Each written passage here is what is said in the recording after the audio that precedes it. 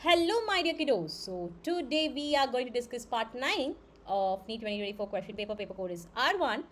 Yeah, so here goes the very first question. Match list 1 with list 2. List 1 typhoid, leishmaniasis, ringworm, filariasis. List 2 fungus, nematode, protozoa, bacteria. Choose the correct answer. If you are following my short videos, then this is going to be super simple. Your time starts 3, 2, 1 right now. Okay, and here goes the answer. Option A. Student, typhoid, of course, Salmonella typhi is the causative agent, which is a bacteria. So A4. Leishmaniasis, right, is caused by a protozoan parasite. Okay, the sandflies carry them. So B is 3.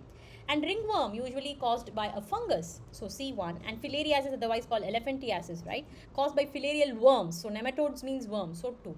Option A is the right answer. Yeah. Yeah, and the nematode name is Wucheria bancrofti. You can make a note of that as well. Which, okay, so you have to match list 1 and list 2. Alpha 1 antitrypsin, cry IAB, cry IAC, enzyme replacement therapy. List 2 cotton bollworm, ADA deficiency, emphysema, and corn borer. So choose the correct answer from the option below. Everybody ready? 3, 2, 1. Your time starts now.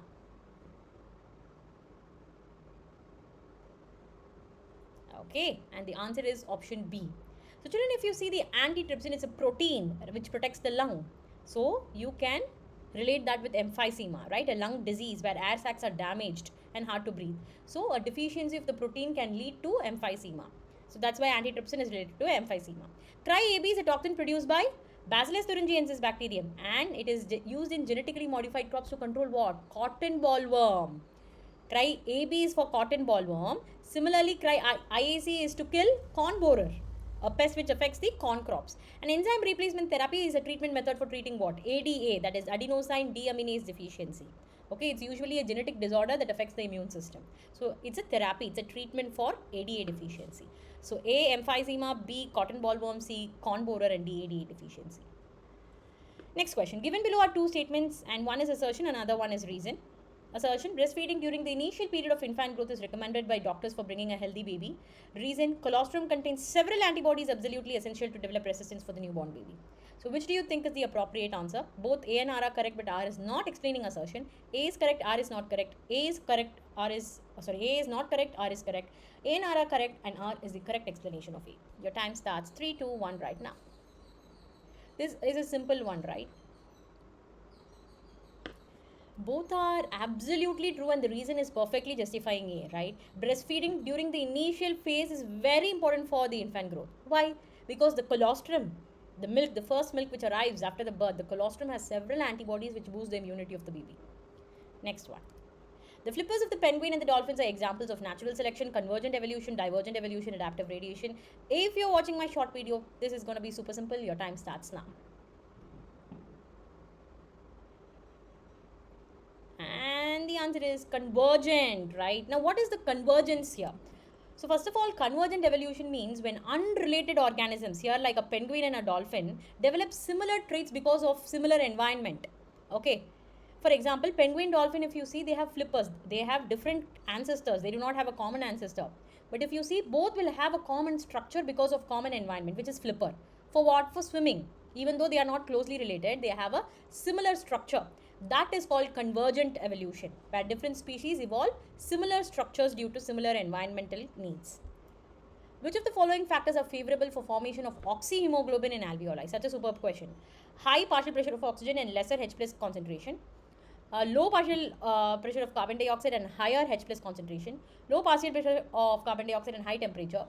High partial pressure of oxygen and high partial pressure of carbon dioxide. Your time starts now. Children, what is responsible, what is much needed for the binding of oxygen and hemoglobin? That is what you have to think.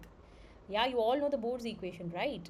You need high levels of oxygen, right? So that it can bind with the hemoglobin. And generally, there should be a very less acidic environment. So there should be lower concentration of hydrogen. When the hydrogen is more, it's a highly acidic medium. When it is less, it's a less acidic medium, right? So a lower acidic medium is needed for this binding to happen. So a higher oxygen and lower hydrogen. Look at this. Yeah. When the oxygen level is high, oxygen binds easily to hemoglobin. At the same time, important factor H plus. When it is low, there is high affinity for oxygen hemoglobin binding, according to Bohr's effect. Yeah, what is Bohr saying? Whenever there is high acidity, the hemoglobin cannot bind to oxygen. So you have to apply that. So list 1 and list 2 you have to match. Unicellular glandular epithelium, compound epithelium, multicellular glandular, endocrine glandular. Very simple, you are learning from grade 9 tissues. Salivary gland, pancreas, goblet cell of alimentary canal, moist surface of buccal cavity. Come on children, very, very, very simple question. Your time starts now.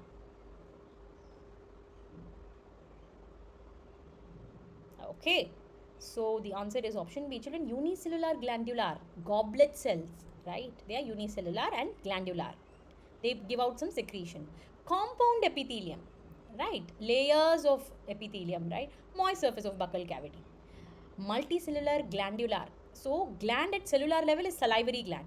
Likewise, endocrine glandular, capable of secreting hormones. Now that is pancreas. Very simple. I have added the answer explanation also. Next one. Choose the correct statement given below regarding juxtamedullary nephron. Again, a short based question. If you are following my shorts, then it will be easy for you.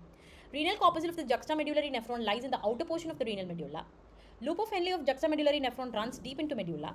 Juxtamedullary nephrons outnumber the cortical nephrons. Juxtamedullary nephrons are located in the column of Bertini. What do you think? Your time starts now.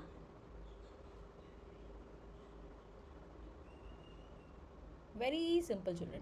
Loop of Henle of juxtamedullary nephrons run deep into the medulla. Because where do you think is the renal corpuscle of this juxtamedullary nephron located?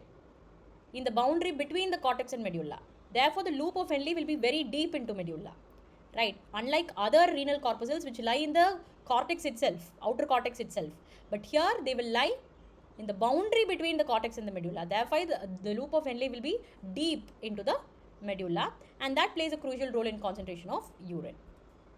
Okay, now you have to identify A, B, C, D with respect to spermatogenesis again. If you have watched my shorts, this is going to be super easy. You have to find what is A, B, C, D and look at the flow chart there.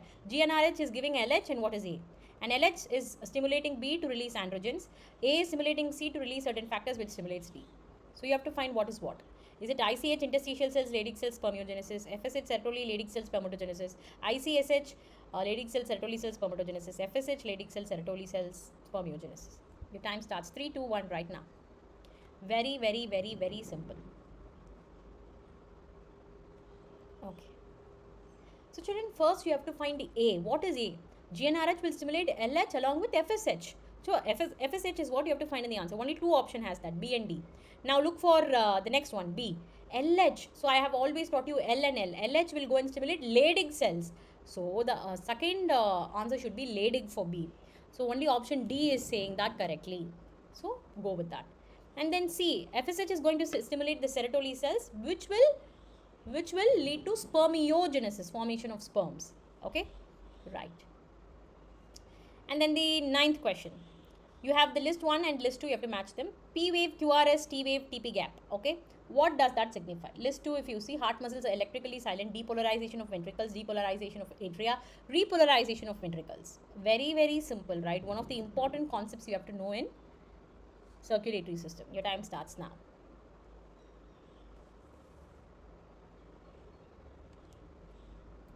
The answer is A.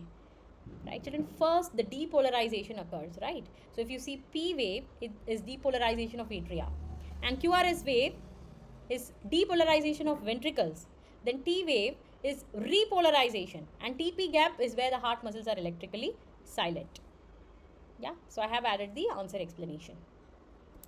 Next one, given below are two statements. Find the right one. Okay, statement 1, bone marrow is the main lymphoid organ where all blood cells including lymphocytes are produced. Is that true or false? Statement true. Both bone marrow and thymus provide microenvironments for development and maturation of T lymphocytes. What do you think? Both statements are incorrect. Statement 1 correct, statement 2 wrong. Statement 1 incorrect, statement 2 correct. Both statement 1 and statement 2 are correct. Your time starts now. Whether they are true or false is what you have to find. Both are absolutely true. Bone marrow is the main. So if you see the primary lymphoid, it's bone marrow and thymus, right? Of course, bone marrow is the main lymphoid organs which produces lot of lymphocytes. And bone marrow and thymus, they both provide microenvironments for production and maturation of T lymphocytes. Okay? Yeah? So both are correct statements. I hope you enjoyed thoroughly. So we have successfully completed part 9 and stay tuned for part 10. And if you like the video, do subscribe, comment, share and Sharing is caring. Do not forget to share with your friends. Tada, bye bye, and take care.